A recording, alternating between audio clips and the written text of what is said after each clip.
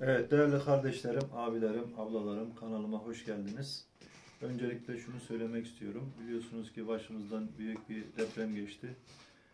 Depremde hayatını kaybeden kardeşlerimize, abilerimize Allah'tan rahmet diler. Geride kalanlara da acil şifalar. Tüm Türkiye'nin başı sağ olsun diyerek videomuza başlıyoruz. Hayat devam ediyor. Biz de hayatımıza devam etmeye çalışıyoruz. Tabii bir süre video çekmek istemedim ama artık videomuzu çekmeye başladık arkadaşlar. Gördüğünüz gibi elimizde çam pelleti 2 kilo. Yaklaştır kızım görünsün. 2 kilo çam pelletimiz var. 6 milim. Şimdi arkadaşlar hemen içerisine dökelim. Hatta dökmeden önce bir şey daha göstermek istiyorum. Gel kızım şuradan. Videomuzu daha önce izlemeyenler için. Bu kül haznemiz. Arkadaşlar bu da pratik bir şekilde 6 milim ve 8 milime göre kapaklarımız, yanma odamız. Yalnız ben bu 8 milim arası 6 milime göre ayarlamıştım. Bu gördüğünüzde 10 milim 8 milime göre ayarlamıştım. Ama bunda yanmanın daha iyi olduğunu gördüm. Yani 6 milim pelet kullanacaksanız 9 milim 10 milim rahatlıkla kullanıp yakıtınızı daha rahat yanacağının garantisi verebilirim. Sönmüyor arkadaşlar ve arasını karıştırmadan yanmasını sağlıyor. Araları geniş olduğu sürece. Yani yoksa biz bu şekilde aralarına bu elimizdeki demiri dürterek hava alıp yanmasını sağlıyorduk. Ama bunu artık dürtmüyoruz. Çünkü araları 10 milim çok geniş olduğu için dürtmeye gerek kalmıyor. Şimdi dökeceğim.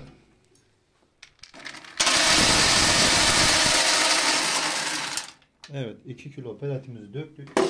Hemen açayım. Bakın arası içine göstersene babacığım. Işığını açar mısın bir kameranın? Bakın gördüğünüz gibi içerisine birazcık döküldü. O önemli değil. Yanarken rahat rahat dökülmesini sağlıyor. Arasının geniş olması. Yani 10 milim şu an arkadaşlar. Bunu 10 milim yaparsanız 6 milim pelete göre 10 milim yanma odası yapmanız gerekiyor. Bu şekilde yaparsanız daha rahat yanıyor. Ve hiçbir şekilde ellemeden kendi kendine yanıyor arkadaşlar. Şimdi tabii önceki çektiğim videoları da şöyle söyleyeyim. Sunta ve medefe peletimizi ilk videomuzu çektik. Daha sonra kömürle odun karışımlı peletimizi çektik. Daha sonra da pirina yani zeytin posası bunun videosunu çektik. Bunların şimdi karşılaştırmasını yapacağız. Önce bir yakalım, bir görelim. Yanmasını işte kaç saat yanacak 2 kilo pelet. Ona göre hepsini videonun sonunda karşılaştıracağım arkadaşlar. İzlemeyenleri de bu videonun altına önceki videoların linkini hepsini atacağım açıklama kısmına. Oradan izleyebilirsiniz. Şimdi saati göster babacığım. Evet saatimiz saat 7'yi 5 geçiyor. Hemen yakmaya başlıyoruz arkadaşlar. Şimdi bunların yanma süresini de göreceğiz. Kaç kızım? 1.15'te başladık değil mi? Tamam. Yani kaç saniyede yanacak onu merak ediyorum şu an.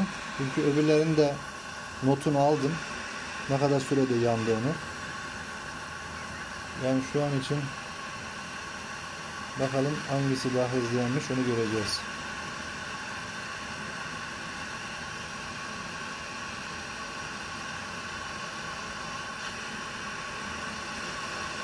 Bir kaçtı? 15. 1.15 miydi?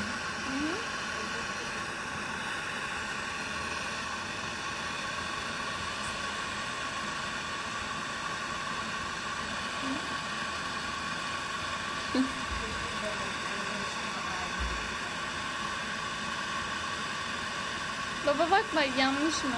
Bir bak. He beni alıyor. Heh yanmış. Yandı mı? Evet. Yandı, Kaç saniye olmuş babacığım? Bakayım.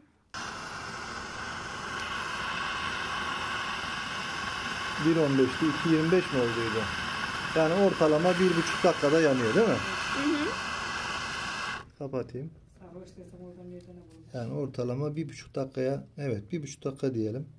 Biraz daha tutarsak şöyle 15-20 saniye daha tam gürül gürül yanmasını sağlarız ama bu kadar yeterli, yandı. Evet, şimdi 7'yi 5 geçe yakmış olduk. Şimdi ne kadar sürede yanacak 2 kilo peletimiz ve kalorisi, yani sobamızın ısısını ölçeceğiz. Ne kadar ısı veriyor onu göreceğiz. Daha sonra karşılaştıracağız arkadaşlar. Hadi bakalım görelim. Evet arkadaşlar, şimdi ne kadar ısı üretiyoruz onu görelim. 407 derece, 409. Az önce 419'u görmüştü arkadaşlar.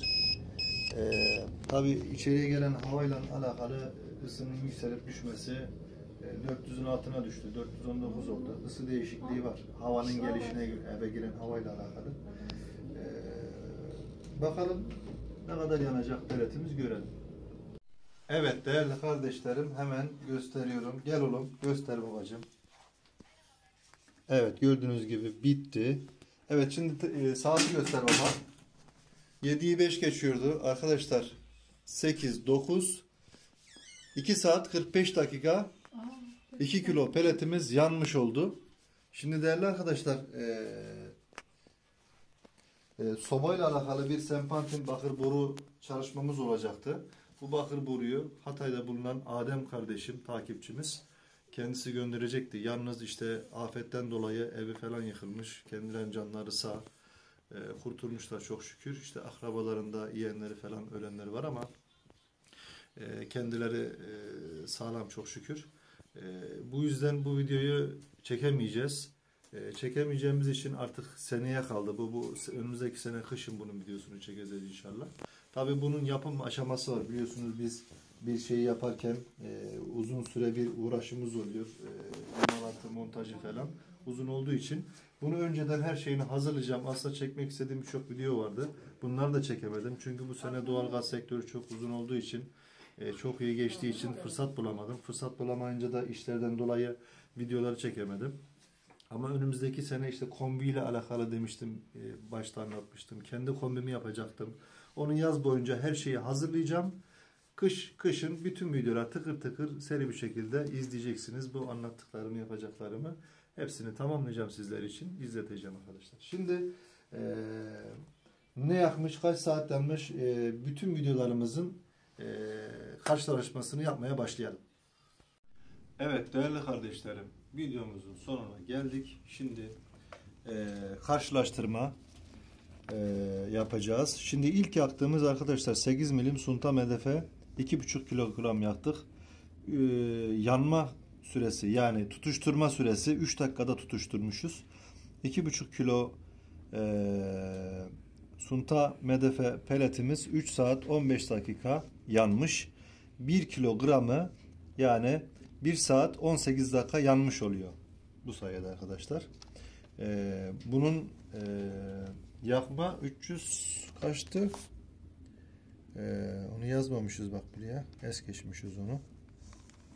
Yani sunta medefe 1 kilogramı 1 saat 18 dakika. 1 kilogram arkadaşlar. 1 saat 18 dakika yanmış. Kömür ve odun peleti ısısı ortalamadır tabii ki. 3 saat 35 dakika yanmış. 2 kilogramı. 1 kilogramı 1 saat 47 dakika yanmış arkadaşlar. Kömür ve odun. Düşünebiliyor musunuz? 1 saat 47 dakika. Neredeyse 2 saate yakın. 1 kilo. Yani yarım kilosu 1 saate yakın oluyor arkadaşlar. Pirina pelet 2 kilogramı yanma süresi 50 saniye. En hızlı yanan pirina pelet arkadaşlar. Ve bu arada